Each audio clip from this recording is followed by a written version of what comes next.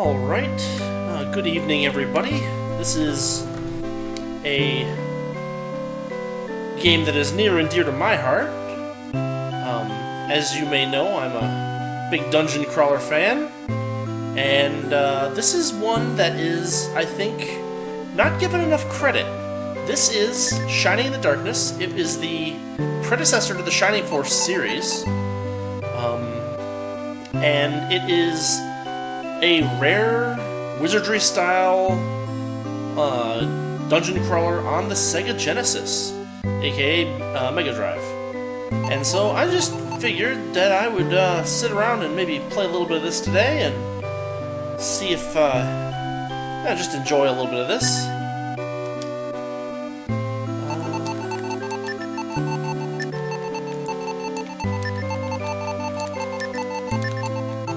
And here we go.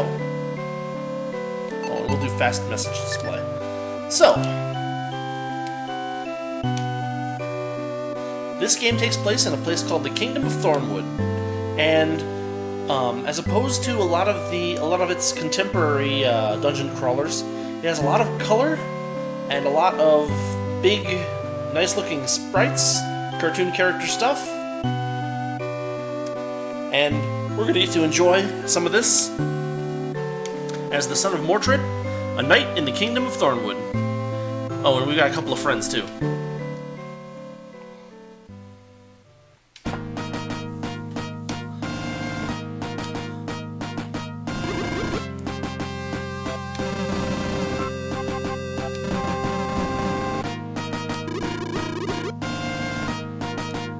Yep, Shining in the Darkness, 1991. So, let's see.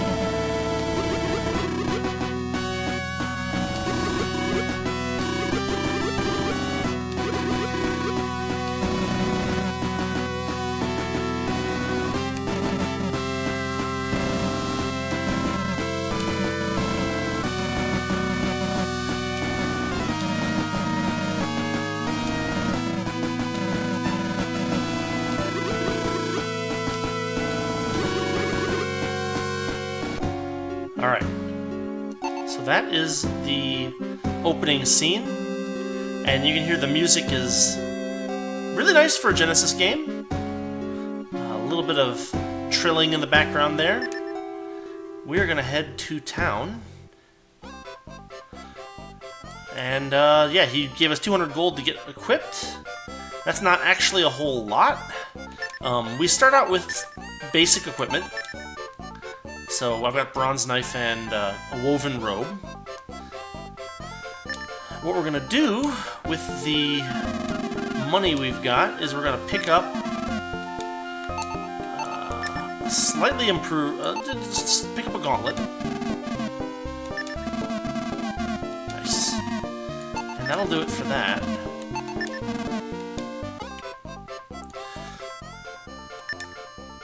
And we're also gonna pick up a healing herb. Yes. And an antidote, just in case. And that'll do it. But you notice how all the characters are just really, like, colorful and animated and stuff? It's a really nice looking game. So that does it for our money, basically. It's got a pretty simple inventory and equipment system. You know, you can equip 4 items.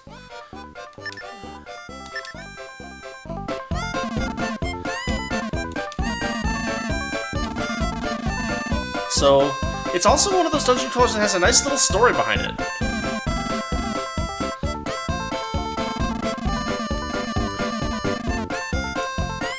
Lots of colorful characters. And so, very much like the Shining Force, the rest of the Shining series, especially the Shining Force series on Genesis, there's a lot of, like, you know, animal character type characters, and they're all nicely animated and colorful. There's a little bit of banter between them.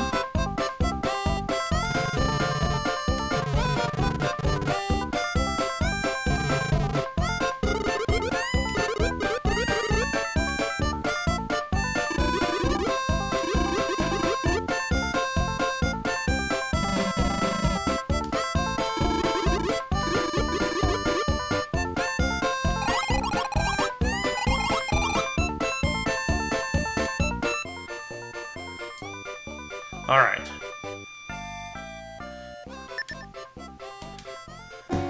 We've got outfitted. We're headed to the king. And our story begins.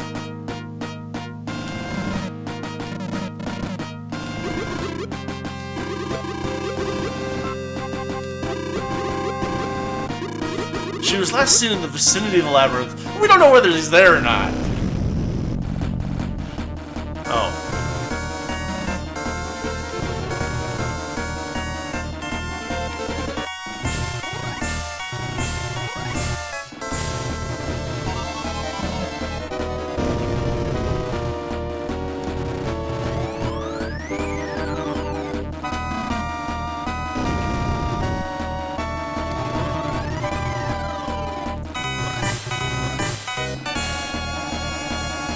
This is kind of a weird thing. He's like, I'll be back when you're ready to leave. What if I choose not to leave?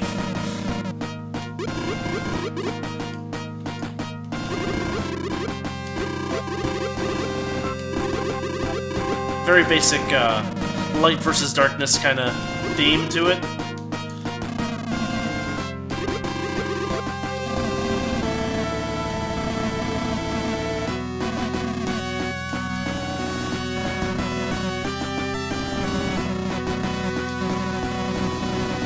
Alright.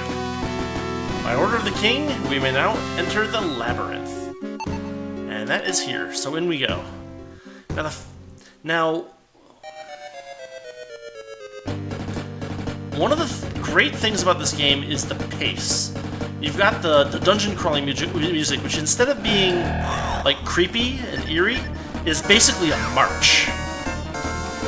You got the battle music, which is extremely energetic. And as far as dungeon crawlers go, this is probably one of the most high-energy dungeon crawlers that I've ever played. And that's one thing that really endears it to me, definitely. The other thing is that, so, you know, the Genesis had slightly, you know, weaker graphical capabilities than the Super Nintendo. The Super Nintendo had a max of 256 colors. I'm pretty sure the Genesis maxed out at 64.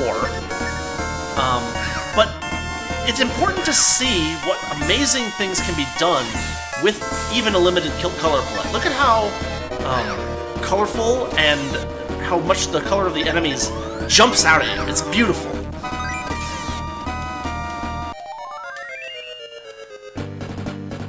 So we start out very weak. They say that we're the best, second best knight in the realm, right beside our father.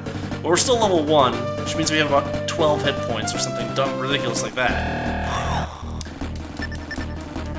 And it takes us 2 hits to kill a slime.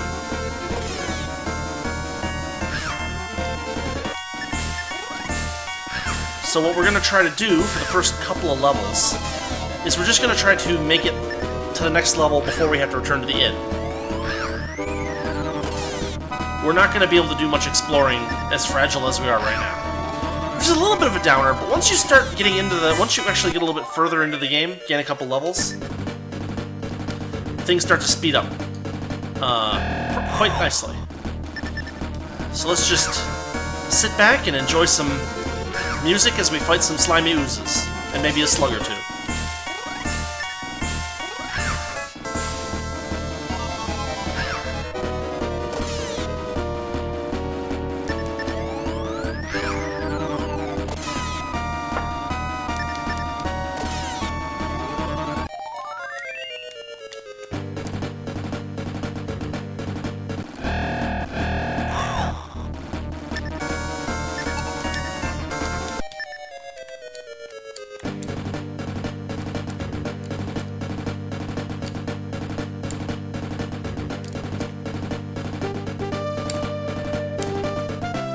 Even some good stereo action on the music.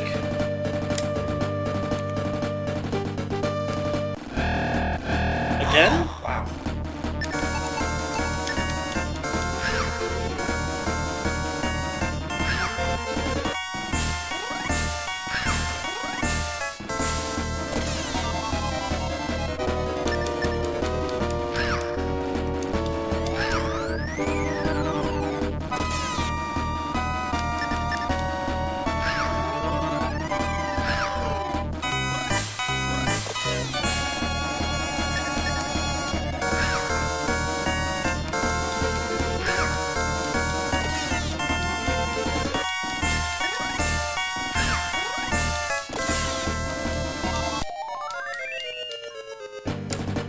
Wow, we didn't even make it one level.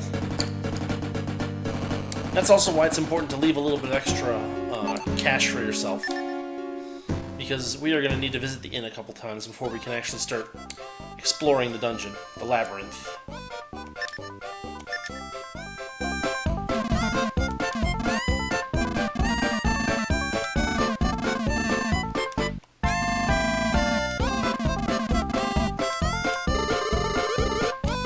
And what you'll see as the game goes on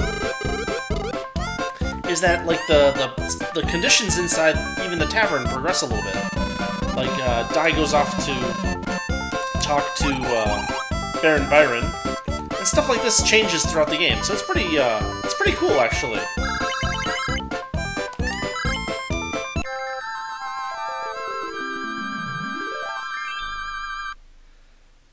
They've even got this nice little screen where everyone's gone and it's just morning and just different music. It's kind of nice.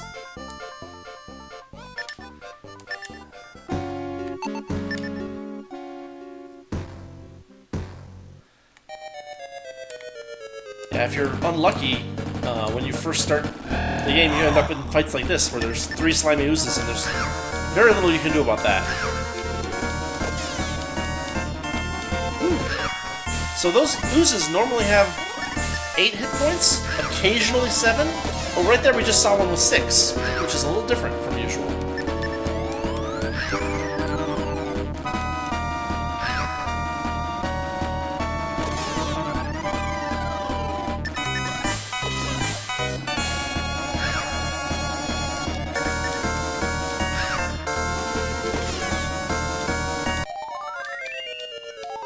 There's a level. And this is actually randomized a little bit. Like, you don't gain the same stuff every level. Or every time you play through. So there's a little bit of luck involved.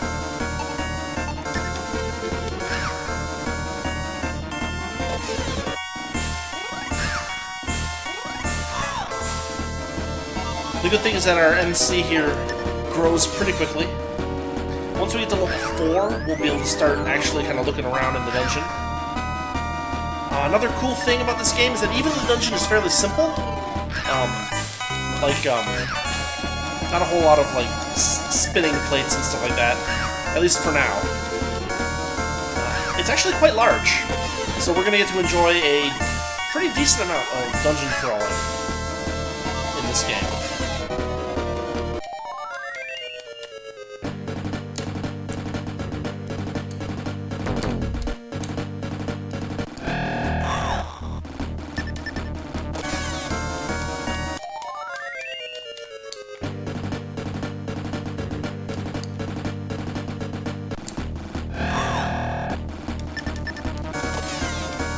It's even kind of cool how if you surprise the enemies, they appear faster. There's a lot of neat little touches in this game that I really enjoy. And although I like the Shining Force series that came out after this, you can't keep me away from a good dungeon crawler, so...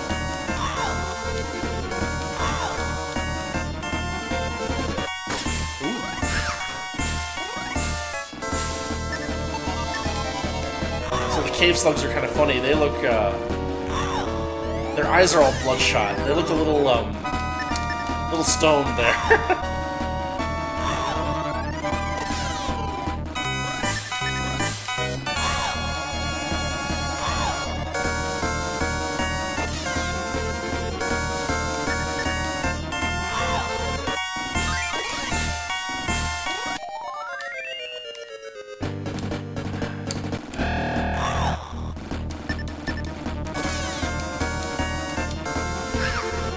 Sometimes the encounter rate is really quick, sometimes it is not.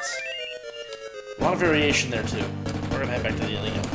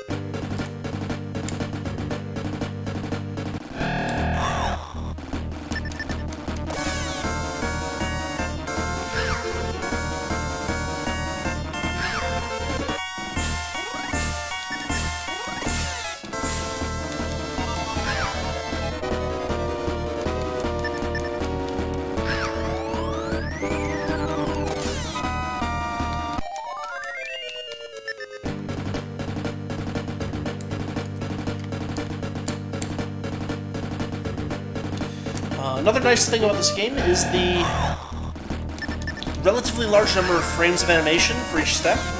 It looks like we got at least 3. You know, it looks even better than Arcana did.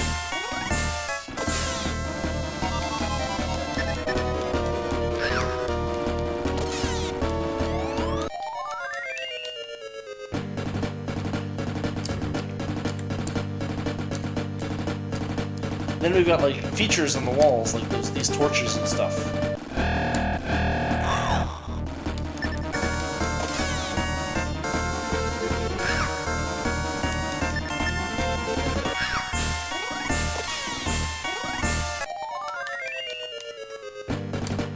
Are we leveling slower than usual?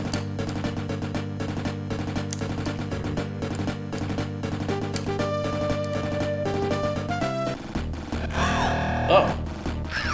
No, they're not doing that.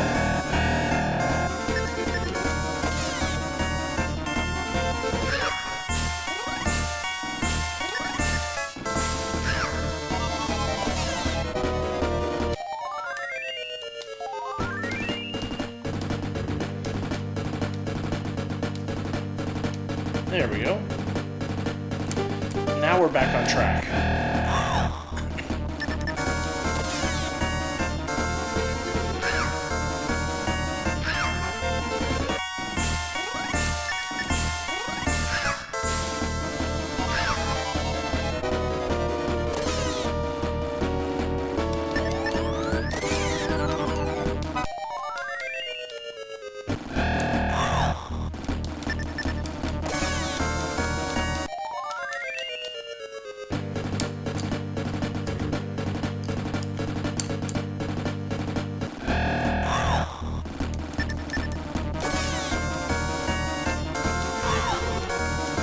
So you can see how quickly we're growing. We're already starting to one-shot these enemies and be faster than them at the same time.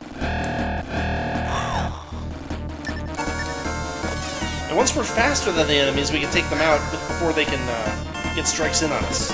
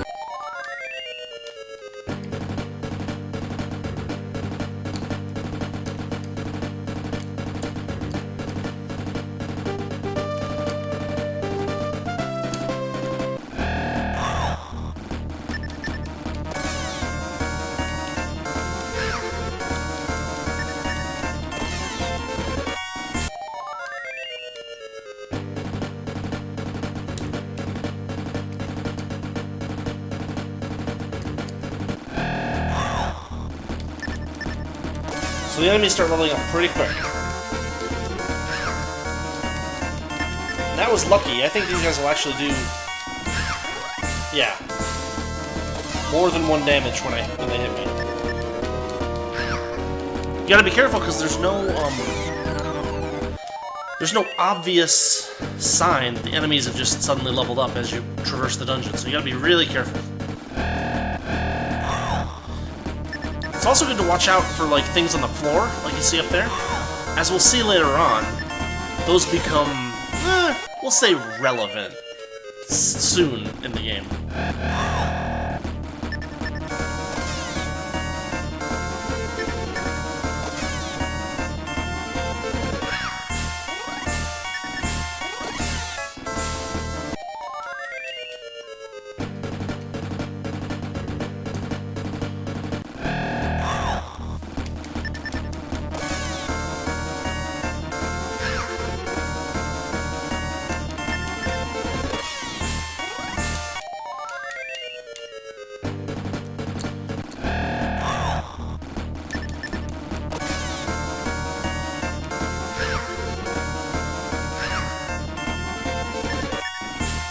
Interesting thing about this game is that, unlike a lot of RPGs of its time, you can actually get enough defense that the enemies basically cannot hit you. Once you get enough armor points, you basically reduce their damage to 0, and they always miss.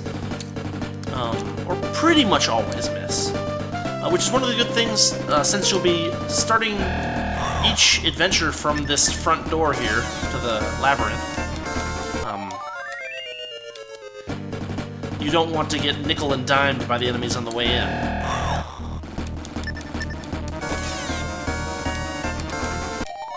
Yeah, already these guys are starting to run from us.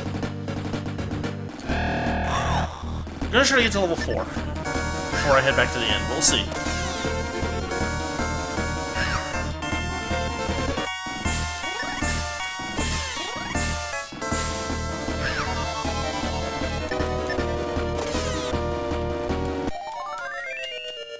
There we go. Alright. That is a rest.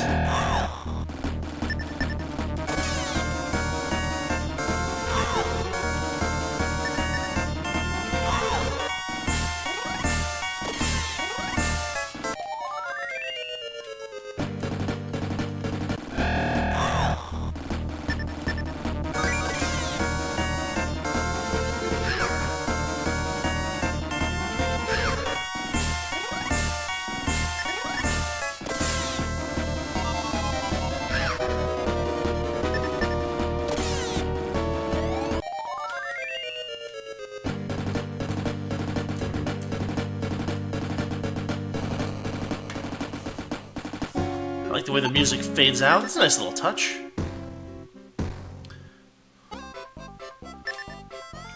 So we're gonna look at our... So, let's see. Yeah, it looks like 8 inventory slots per person, which means with 4 equipment you only have 4 additional slots, which is not much.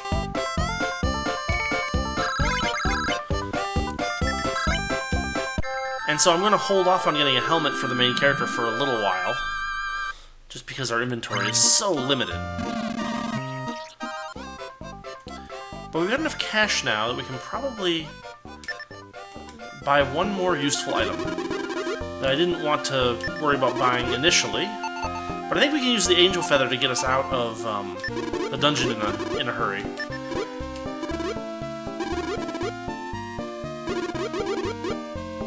I like the way that her portrait sometimes freezes on the wink. That's kind of funny. I don't know if that's intentional or what.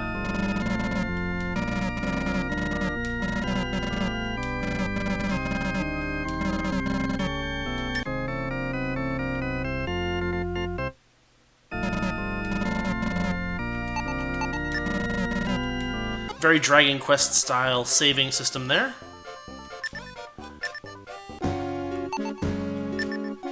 Alright. Now the real Shining in the Darkness begins. I'm gonna try not to use the Angel Feather to get out, but I've played this game enough times to know that sometimes you get into a battle that is just not good.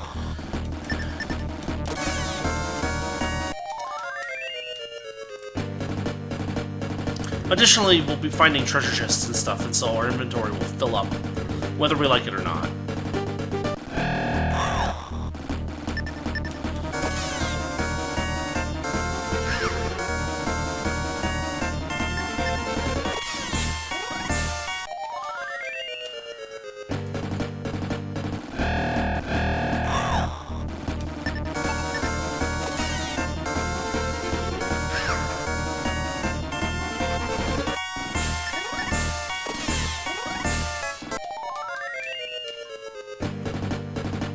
Our first treasure chest. Healing herb, that'll be nice.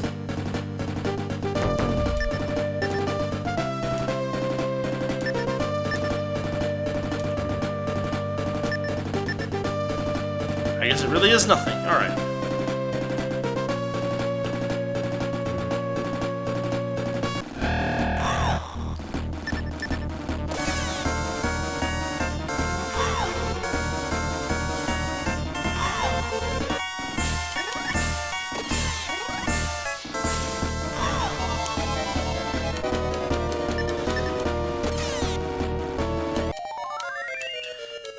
wisdom seed, wow.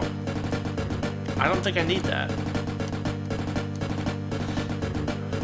So this one has the regular NPCs, but there are only 3 player characters that join the party. So not a huge number, but, you know, it's a dungeon crawler. It's a different kind of game, so...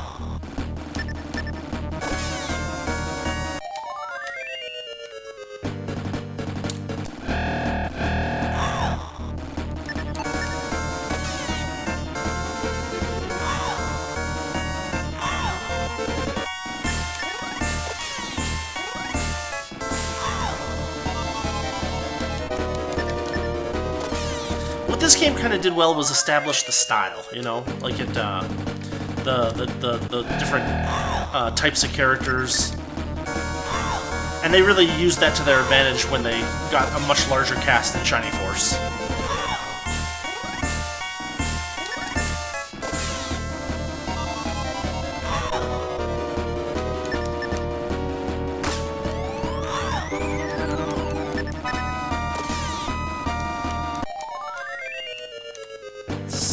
This way?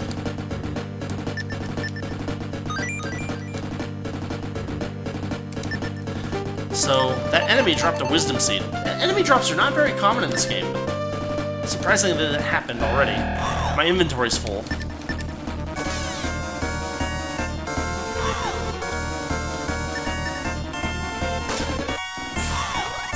These cave slugs seem to have a fairly high probability of taking no damage from an attack.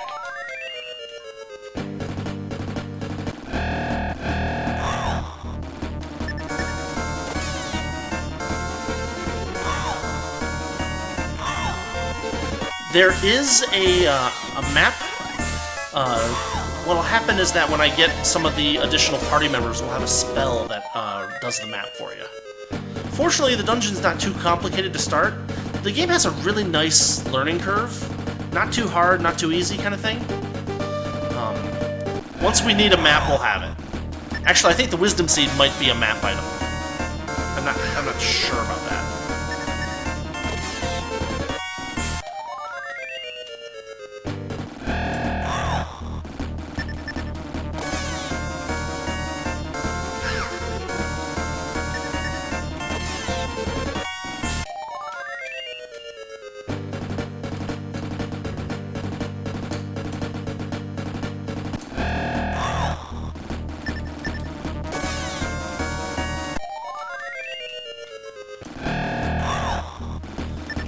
Yeah, if you have a little time to put set aside and you like dungeon crawlers, this is definitely a good game to give a shot. I never played it when I was a kid because I didn't really have a Genesis, and I was more on the Super Nintendo back then. But I picked up a copy of this game at like a thrift store or something a long time ago, and I was really surprised at how nice it was to play. It's fast-paced for a dungeon crawler, which keeps it from getting boring. A little slow at the start, but that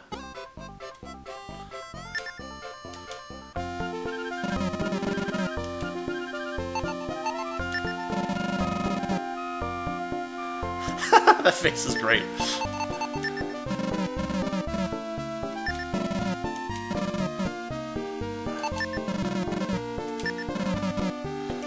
So one thing that it does keep from one thing that it has that the Shining series kept for a while was the deals thing. Nothing quite yet this early in the game, but later on we'll get some special stuff in there, which will be fun. Let's see, so this is the weapon that I have, the bronze knife. I could go to a bronze saber. I've got the cash for it. Save a little bit of money for rest at the inn. Yeah, the menu style is the same. This is kind of where the style of the series got established.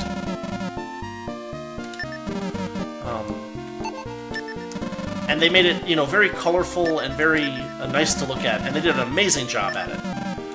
And fortunately, they kept that through the rest of the series.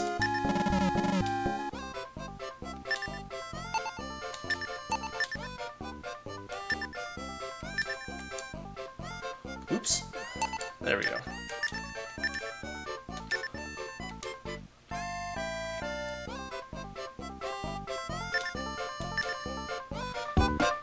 yeah, the different characters are all very colorful, and you know the sprites are really big because they're not like action-y sprites, but they all have different voice sounds, kind of, right? Like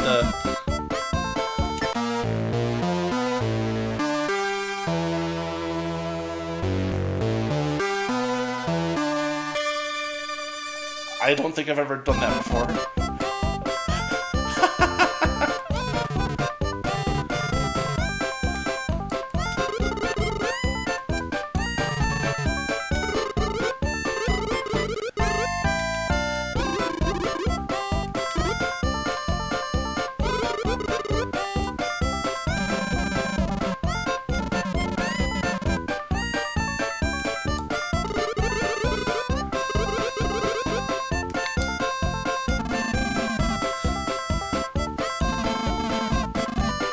He keeps telling me to avoid the people who are going to become my party members. It's just bad advice.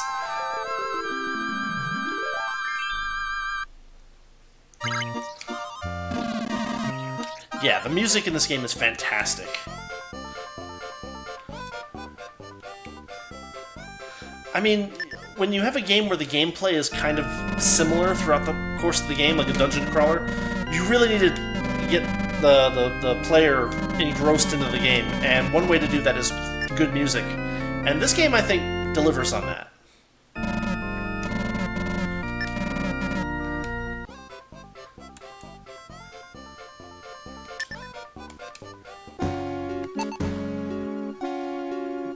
For like an incidental theme, this is really good too.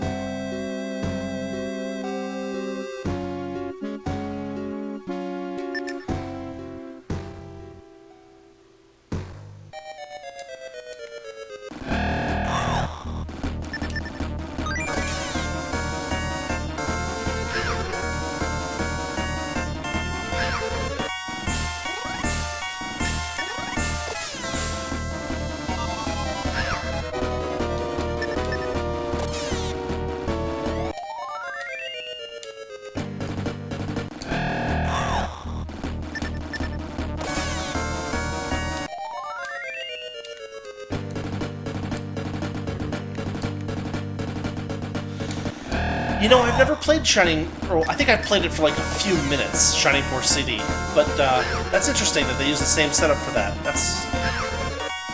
I mean, it's a fairly good way to set things up. You don't have to do too much, exploring when that's not the point of the game. It has its ups and downs.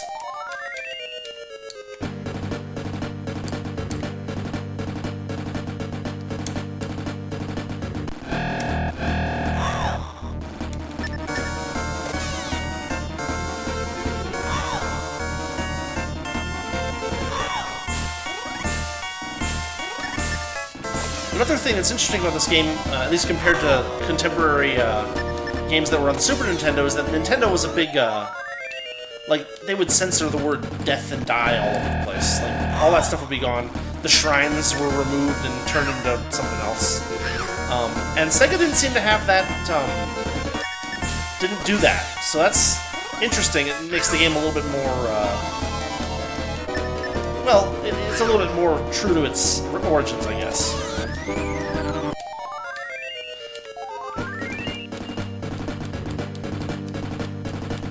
Alright, leveled up again.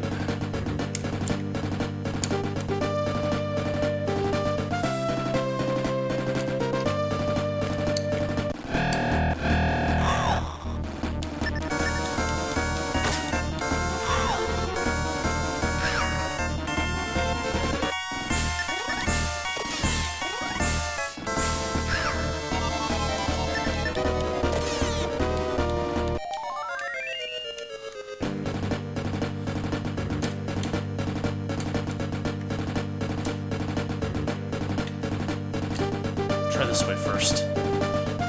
Dead end. Or is it? Okay. So later in the game, they're going to start to introduce things that will make the dungeon a little bit more interesting. Yeah, you're right. The Genesis Mortal Kombat had blood and gore stuff available, but for the Super Nintendo, you had to put in some kind of code.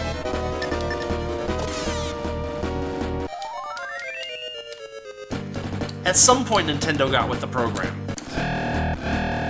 But it took them a while. So one mild downside of this game is that they start reusing enemy sprites pretty quick. Now, that doesn't mean that there aren't a lot more enemy sprites to show up coming in, but we've already seen two different color slimes. I guess for the weakest enemy, you get those color changes out of the path early.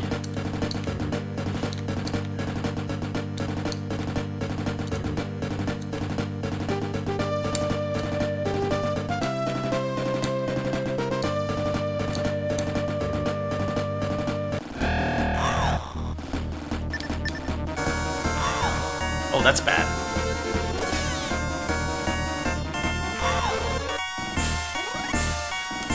See, this is what happens if you go the wrong way. You guys are doing 4 to 7 damage per hit. Oof.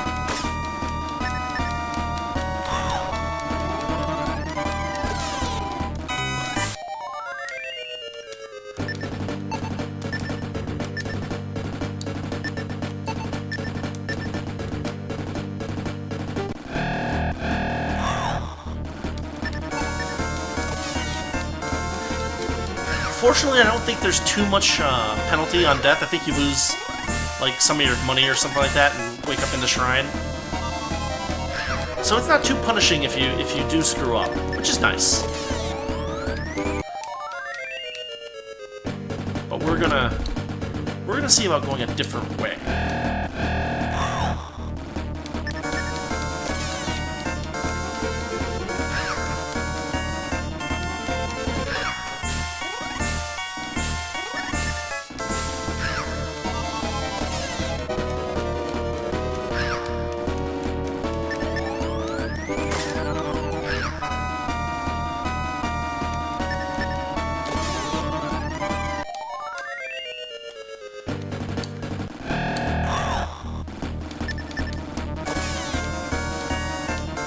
We should be getting additional party members soon.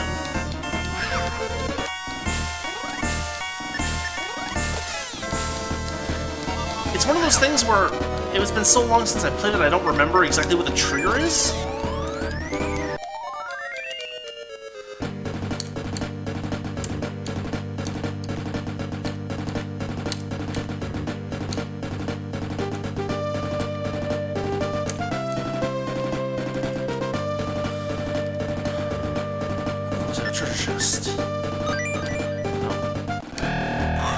They refilled the herb that I had to use.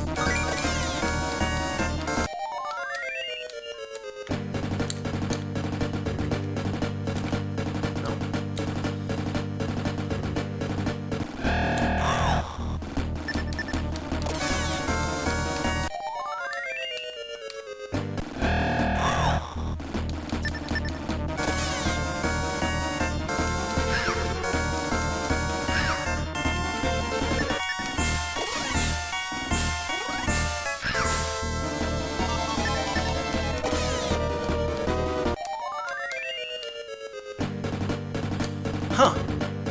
It looks like the way that I went is the only way to go.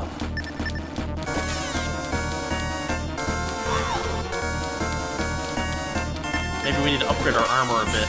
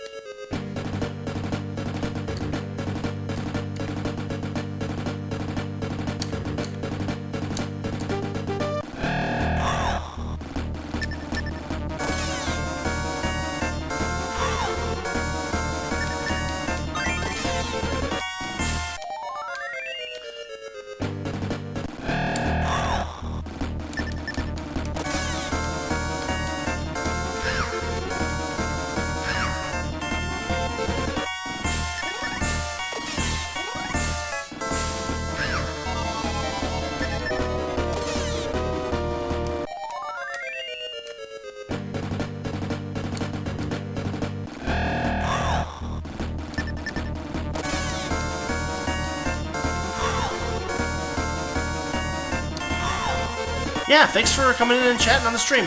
I appreciate it. Have a good evening.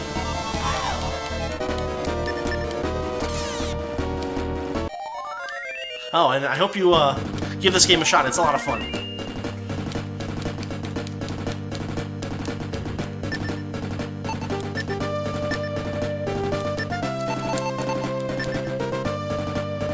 Yeah, there's the map item, Wisdom Seed. That's why they're so inexpensive.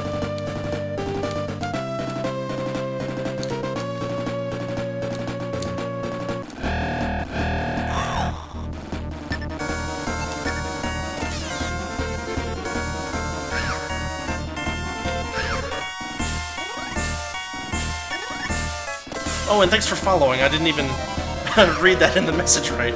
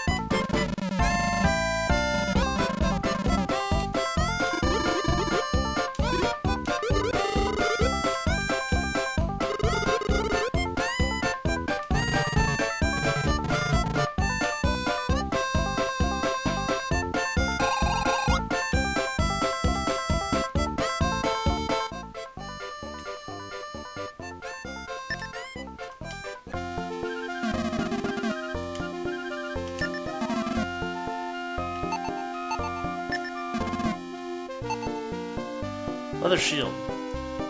We could afford it if we sold the gauntlet.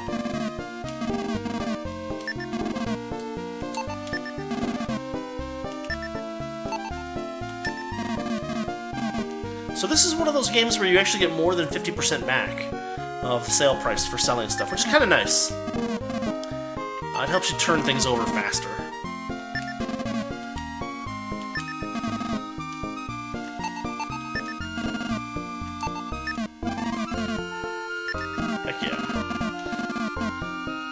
Oh, another cool thing is that the armor shop actually has some weaponry. So we've got this, the main gauche, which is like a side weapon, basically. I wonder if it equips in this shield slot and gives you attack power, too. Maybe something like that. And then you've got this Madu, which looks like the weapon from Rygar.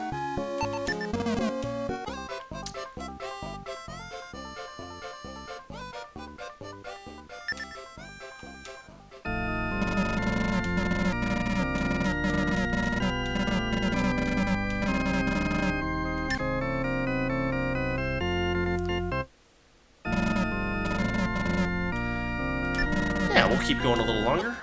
I got maybe a little under an hour.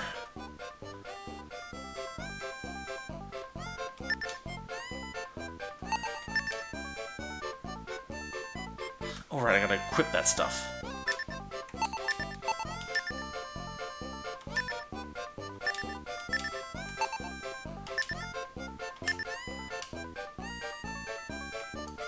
I wish I could figure out how to, trigger the party members joining.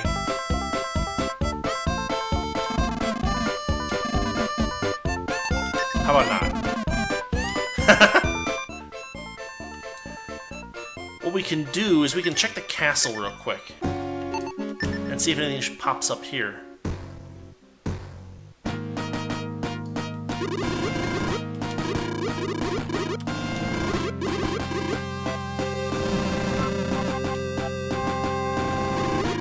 Yeah, but unfortunately, it looks like there's not a whole lot going on here. This dialogue all looks the same as right after Dark Soul first showed up. Well, I guess we're gonna have to go fight some killer bees.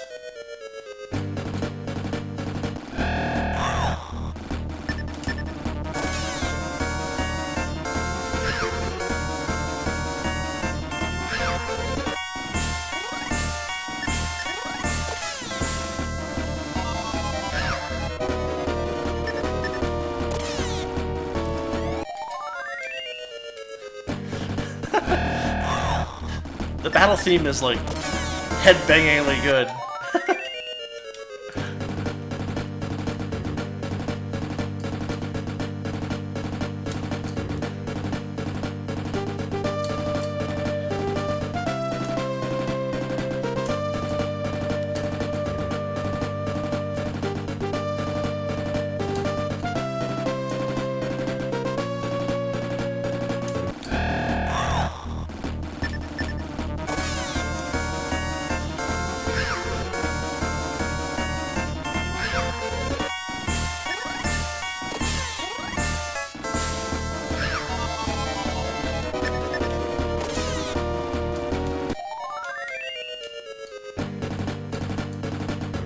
This was a dead end, right? Yeah.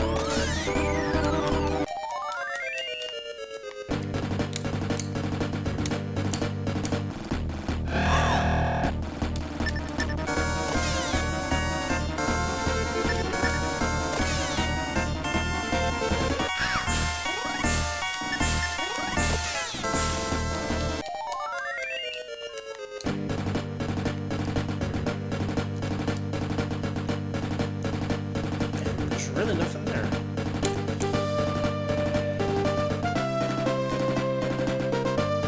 Yeah, so you can see that those, Ooh. Dark bats.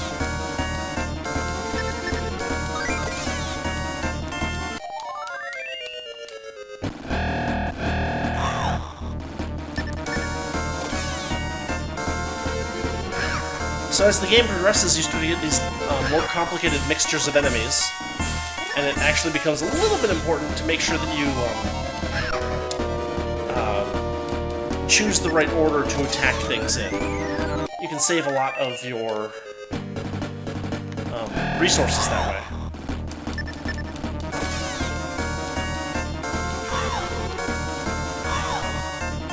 They're not too bad. First hit, 1 damage. Not too bad, not too bad.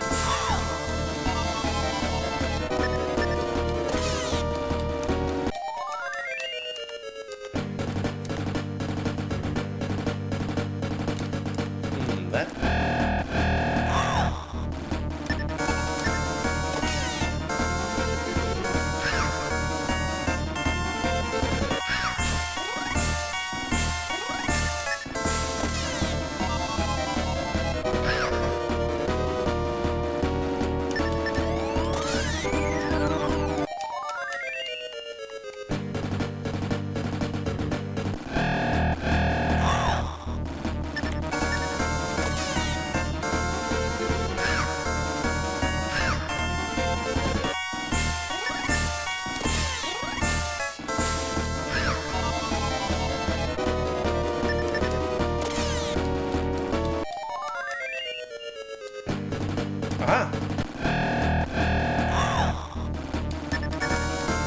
You know, I don't think I've experienced enemies dropping this many items before.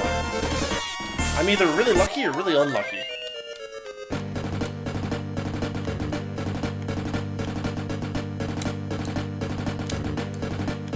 Oh, look at that.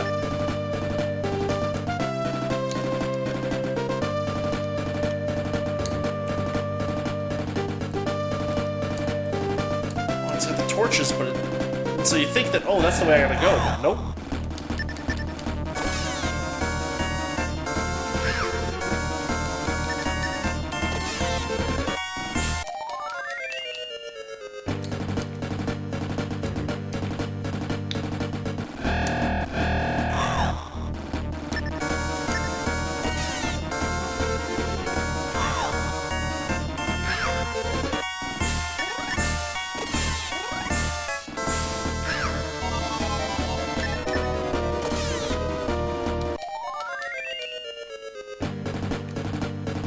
Treasure chest.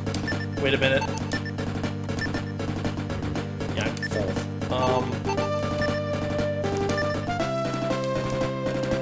Top off my hit points.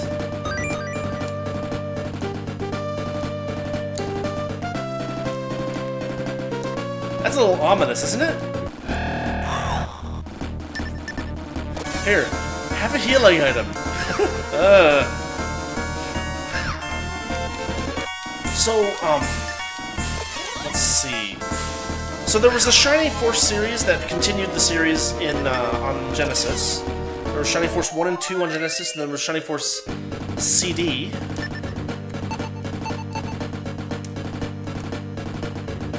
Yeah, I'll abandon it. There was Shining Force CD. There was Shining Force 3, which I think was on Saturn and had like 3 different episodes that you had to buy. I remember I had a friend that had one of them. I think it only came out in Japan, so you had to import it. Or the first part, I don't know, it's complicated. Shining Force started to get complicated around there. But another game that came out on Saturn was called Shining the Holy Ark. And it's another dungeon crawler like this. I have a copy of that too, and it's a lot of fun.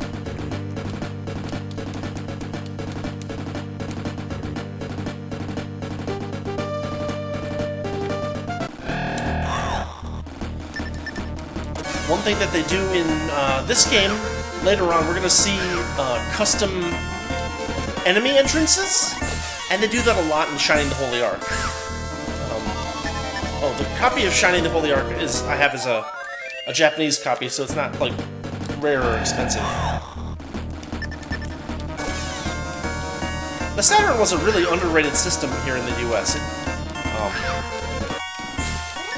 It didn't receive a lot of games here, and they gave up on it pretty quick, which is kind of sad because I have a Japanese Saturn and there's actually a lot of fun stuff on it.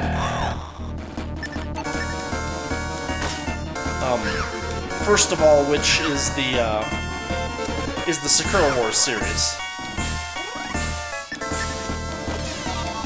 Which, by the way, there's a new Sakura Wars that just came out on PS4, I think. And it is extremely good if that kind of game is in your niche, which I'm going to say is not true for a lot of people. It's kind of half visual novel, half action game. Oh, this looks fun.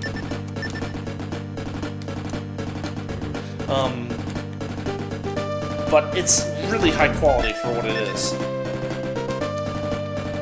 There were 5 main games in the series before the current one, and let's see, 2 on Saturn and 2 or 3 more on Dreamcast, and then the 5th one also came out on PlayStation 2. The 5th one actually came out here in the US. Nipponichi Software localized it, I guess. Maybe they didn't localize it, but they published it.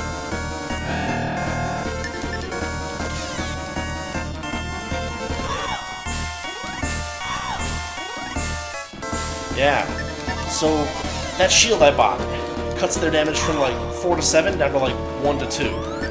Now we're talking.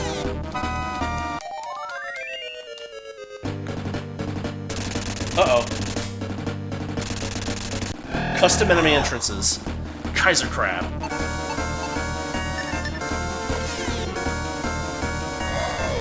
Yeah. He's not playing around. It's actually fairly easy to get killed here.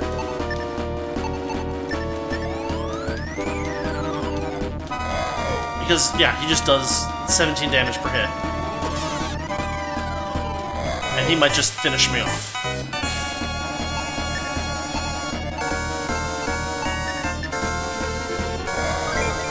Oh, yeah, he got me. I am down.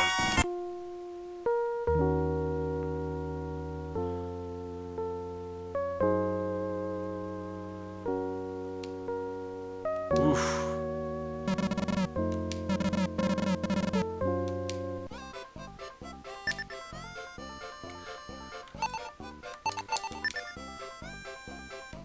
It looks like I probably lost some gold.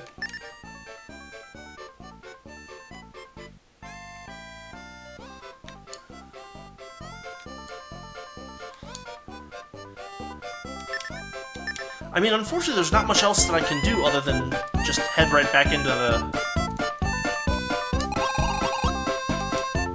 the dungeon. What I can do real quick is I can sell my extra angel feather.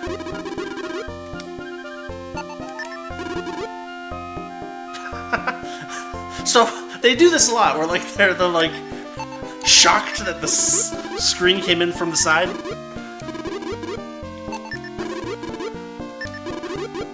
It's a really nice little touch. 2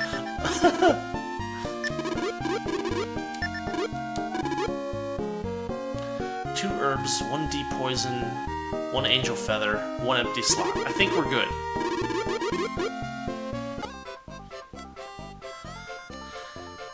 And I don't have enough cash to upgrade anything, unfortunately. So we just get to march back in.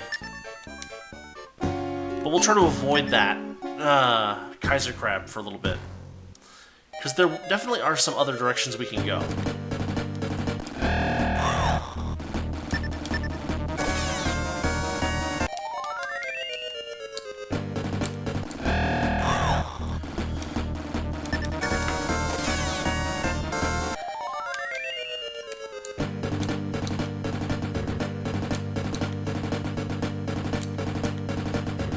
Now, another thing about that fight is I don't know if you can run from it.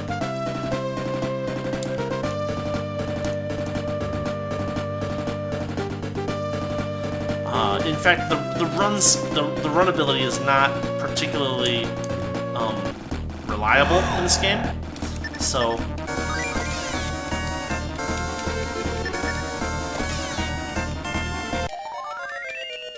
it's almost better to just take the hit and try it.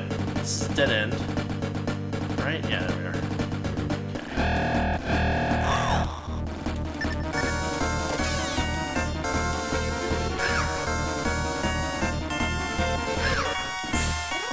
Also, did you notice that all the enemies that we fought so far have made these kind of high-pitched little screams, and that one made like a low-pitched guttural roar?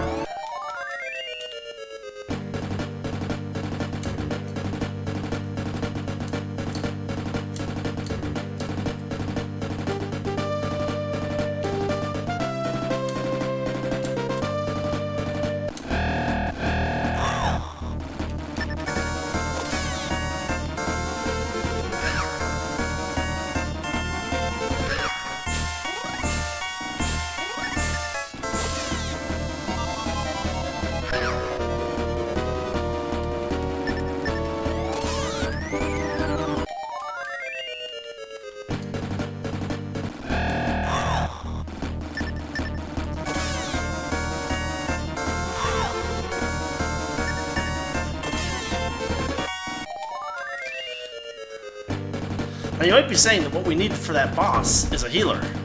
And you would be correct, I think.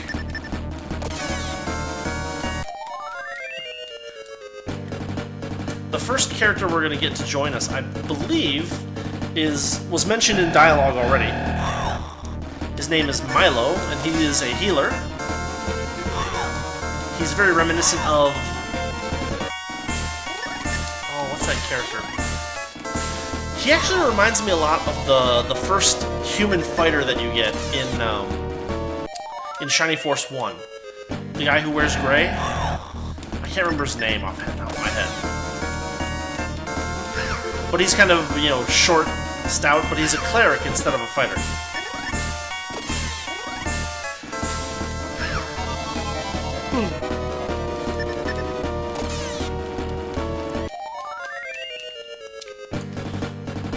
Let's see, other useful trivia. I'm pretty sure this game is available on, like, the Sega collections on, like, Steam and stuff. If you're enjoying this and you feel like playing this yourself, you know, don't watch me play it, play it yourself. That's what I always say to people, like, you know, if you think you would like to play this, then go do it. Don't stick around here on my account. I would much prefer that people play good games than just watch good games. But if you just want to watch, well, you're welcome here. Okay. We got a lot of random encounters here.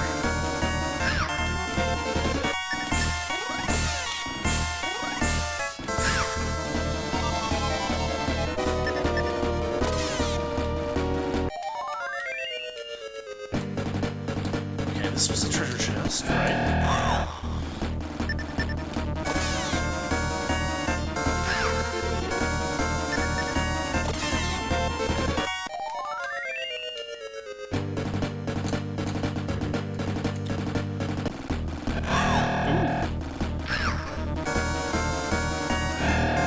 I like the way that the enemies stay in silhouette when they surprise you for a turn.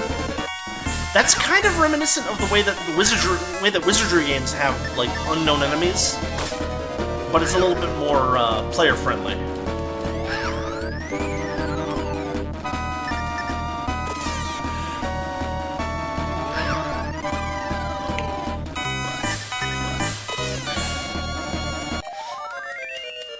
Also, I like the text when when my character died. There's like a Valkyrie comes and picks you up and drops you off the shrine. It's like, maybe she should be fighting the monsters. For a game that doesn't have any, like, obvious Norse influences, it's weird for them to suddenly pull a Valkyrie out of nowhere.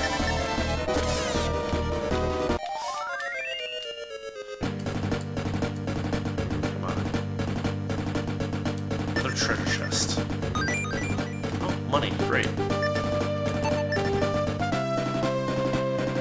I got 450 gold.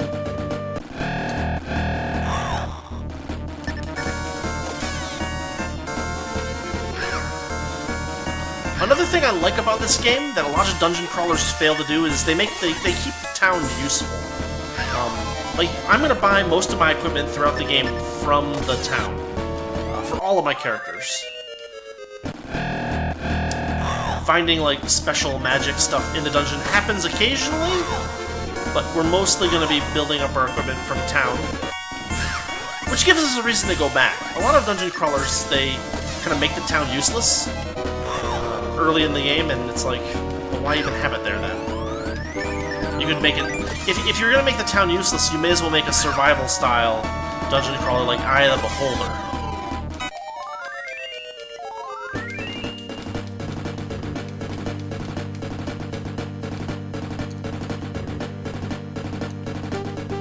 Okay, we're here again.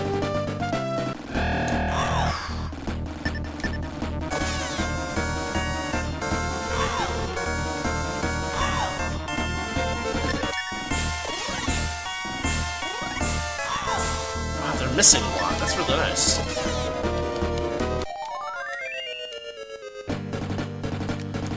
Now, it was right there that he showed up.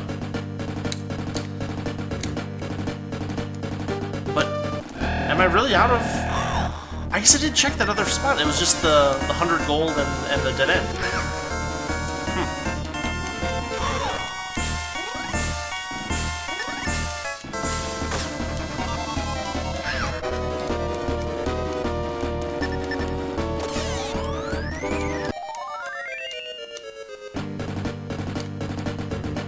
Yeah, this is locked, and I can't open it. Later on, we'll get keys, which unfortunately are going to take up space in our inventory.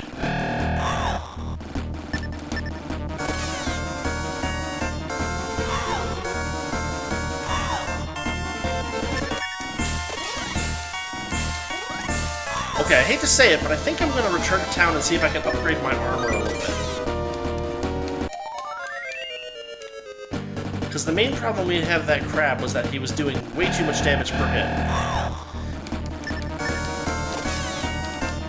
And if I can bump up my armor by a couple of points by replacing this woven robe that I have, then I think we can beat him. As opposed to trying again right now, losing a couple herbs and probably dying, and then losing a bunch of money. What we'll do is we'll journey back, fight a few monsters along the way,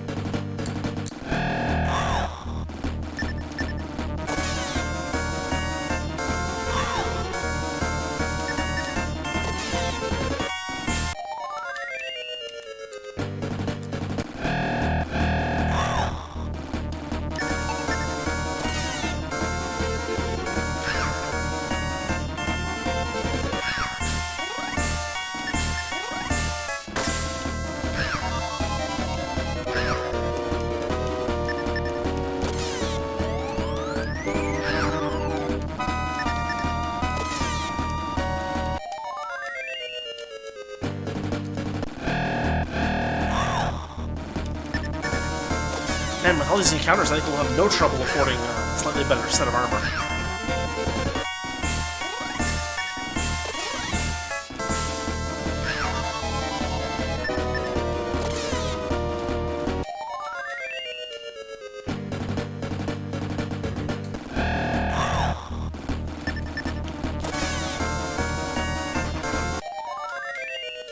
You know, I still have my cartridge for this laying around somewhere.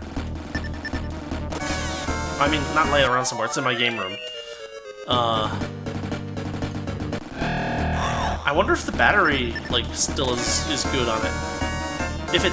Did the Genesis use batteries to save games? I mean, the NES did, and I'm pretty sure the SNES did for some games, question mark? It was right around that time when, like, semi-non-volatile memory was become a thing. Yeah, this is just a dead end. Oh, this way. I was just there. And that's it. Wow.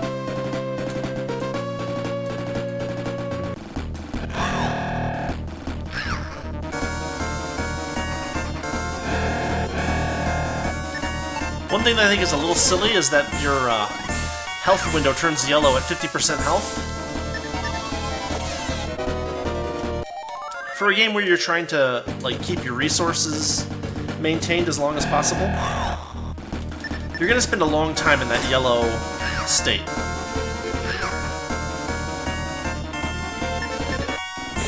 Especially the main character, because his defense is so high that, you know, yeah, he can be in the yellow and enemies aren't going to bother him that much.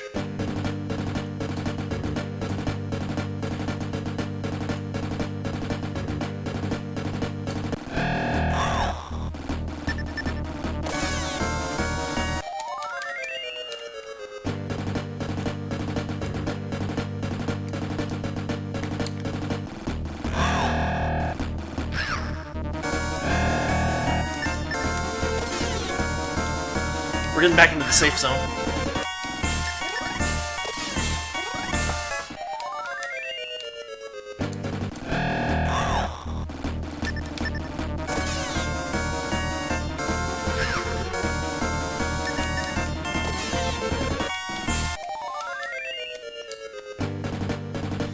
You know, I think we're going to be able to afford a very nice upgrade for our armor.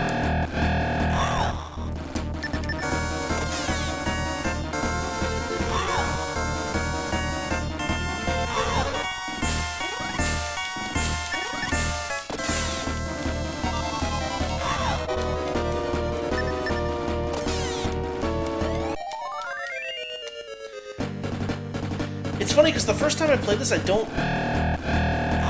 feel like I had a party member by now.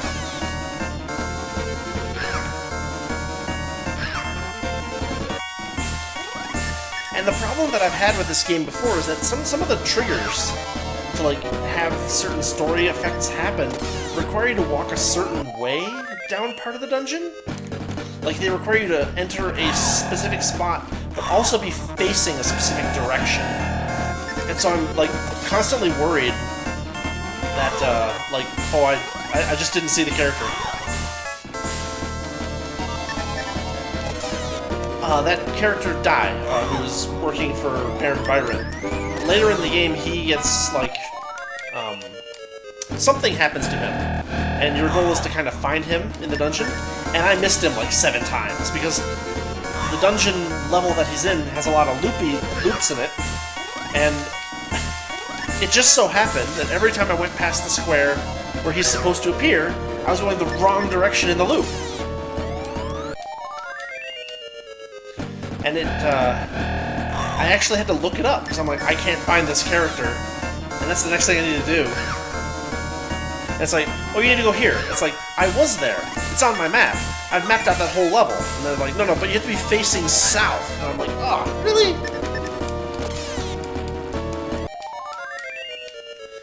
We're almost out. Which is good. We're starting to get a little low on hit points. The enemies are chipping away at us.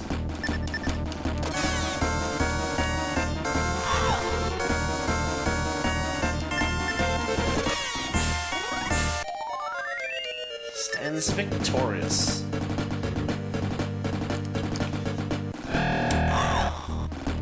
I gotta admit, I really like the way this game is written. Like, closes on Corrin and attacks. It's got bite to it, you know? And the dialogue in the castle, for instance, is also very, just nice. Not too, verbose, but just expressing things well. And you really gotta appreciate that. You know, like, I like wizardry games, but man, they are wordy. When they're wordy, they're wordy. 90% of the time in wizardry is spent going through identical-looking dungeon hallways and becoming lost. But when you happen upon something, usually there's like a whole 2-paragraph blurb about it.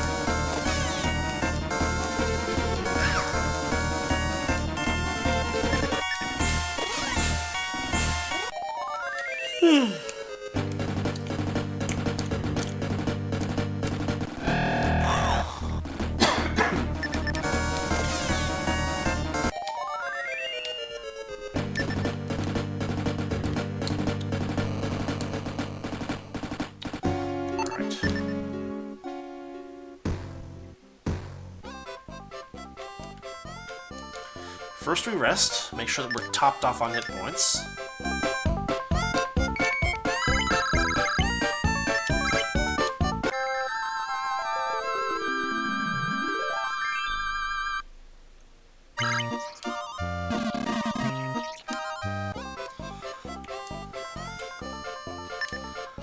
And now the armorer. See, he doesn't get spooked by it, but everybody else does. Alright, so we have to be cautious here, because, like, the straw robe can't be equipped by the main character. But I'm pretty sure that leather armor is good to go.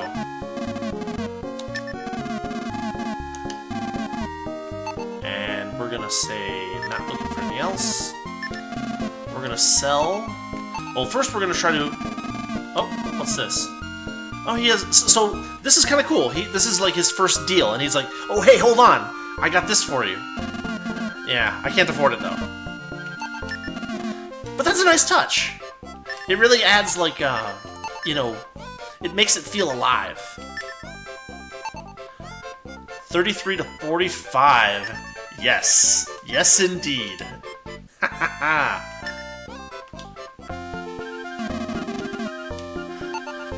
So, that's a 12-point bump.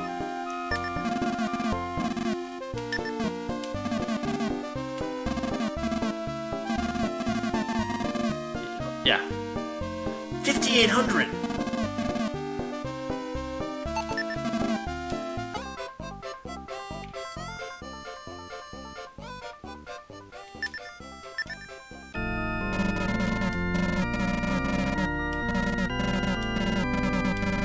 Whew! I thought I was getting close to level 9, but I still need 80 points. Alright, we're gonna try to finish the first boss tonight before I have to head out.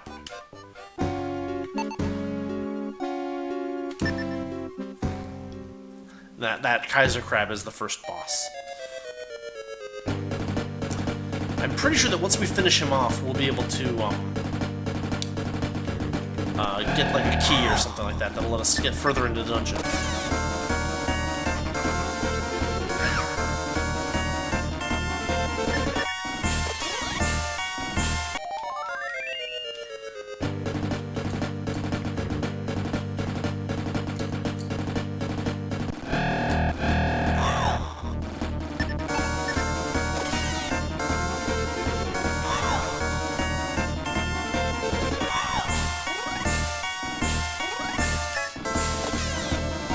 It's funny, you know, I said earlier that armor will cause enemies to miss eventually, and maybe I'm just wrong about that.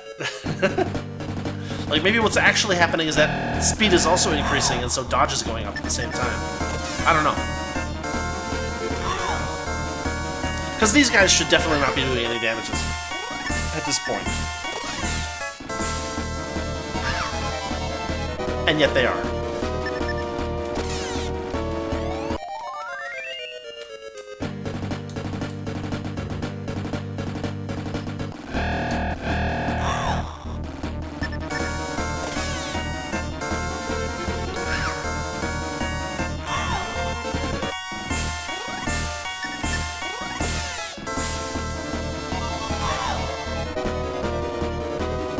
So we skipped, like, probably 3 armors there.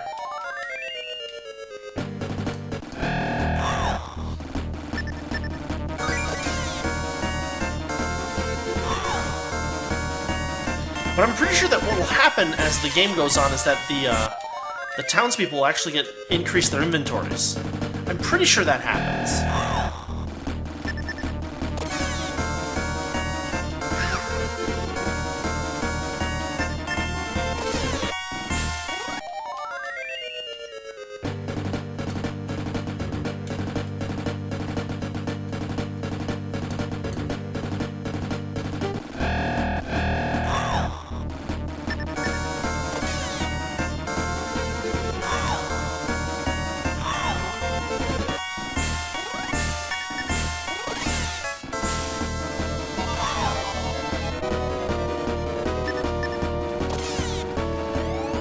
So it's funny, you'd think that after playing so many of these dungeon crawling games, that, like, maybe my sense of direction would be improved.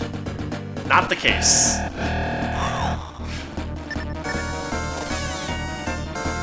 I mean, my sense of direction isn't bad, but, like, it's not amazing. I'll just say that.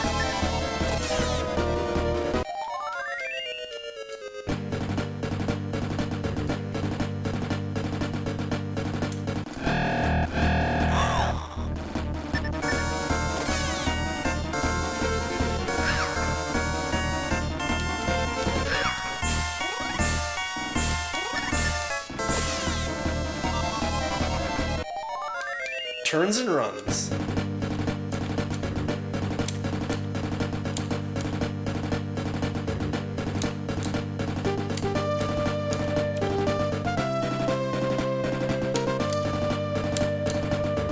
I'm sorry, I'm tapping my foot.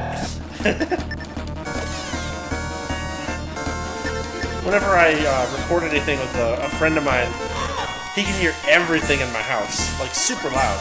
So I don't know, I must have just lucked out on this microphone or something, because it was a...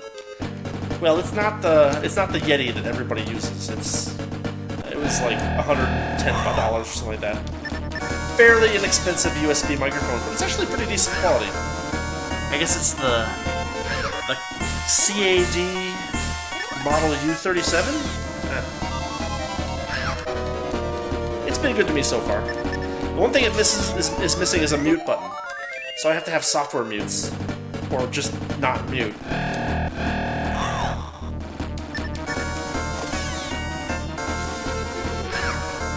Of course, I bought it like 5 years ago, so it's probably not even like available anymore.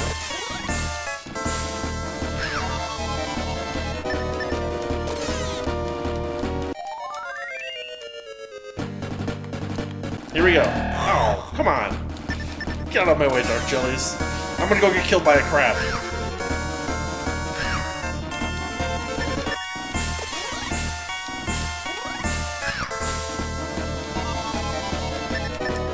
So one thing that this game does not do, and that a lot of dungeon crawlers do, is give fighter characters additional hits later on as they level up. Alright, here we go. Trying it again. Oh, come on! Still 9 damage.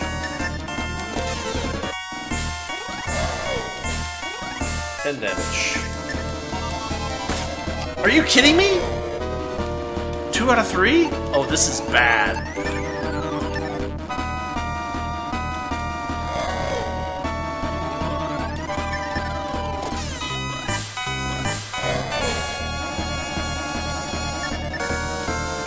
Oh, come on!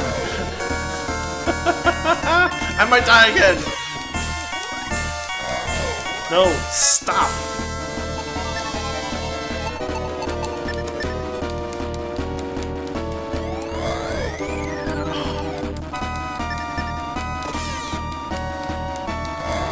Oh, this is gonna be close.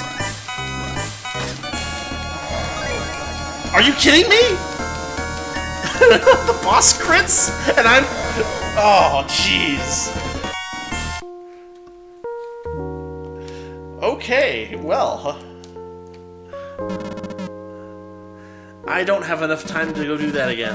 I gotta go to sleep. Yes, hello. Crab was definitely bigger than me this time. I feel like I'm supposed to have a party member by now, but I have not gotten it. I'm gonna have to call it for tonight. Yeah, thanks for watching.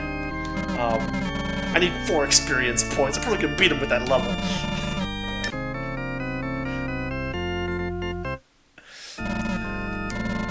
So, cool thing about this game, when you say that you're quitting, it kicks you back to the opening screen, but it doesn't... No, so here we go. So he sits back in his rocking chair, and logo, and you have to reset to keep going. Yeah, that first boss is a doozy. I thought that the upgraded armor would do it, but apparently not. So, maybe next time. Hopefully definitely next time. But yeah, thanks for watching, and I will catch you all later.